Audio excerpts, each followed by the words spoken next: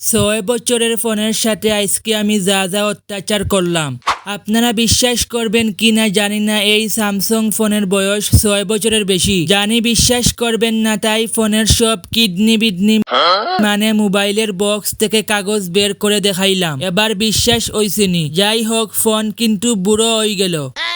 কাজের কথায় আসি, সকাল থেকে আমাদের কারেন্ট নেই। কারেন্ট আসবে বিকালে। সকালে চার্জ দিয়ে রাখছিলাম, দেখবো কত সময় টিকে থাকতে পারে। দেখতে পাচ্ছেন সকাল 10:32 আর ফোনের চার্জ 85%। কি মনে হচ্ছে কত সময় টিকে থাকবে? যাই হোক, 2:40 চার্জ কিন্তু 43%-এ নেমে এসেছে। আর গাইস, এই ফোন কিন্তু ব্যবহার হয়নি, শুধু হটস্পট ব্যবহার করা হয়েছে। 3:33 ফোন বন্ধ হয়ে যায়। অন করার চেষ্টা করলাম, হলো না। যাই হোক, 4:43 কারেন্ট চলে আসে। তারপর আমি দেরি না করে চার্জে লাগিয়ে দেই। ফোন চার্জ হোক। আর আপনারা সবাই ভিডিওতে লাইক করে চ্যানেলটা সাবস্ক্রাইব করে রাখবেন।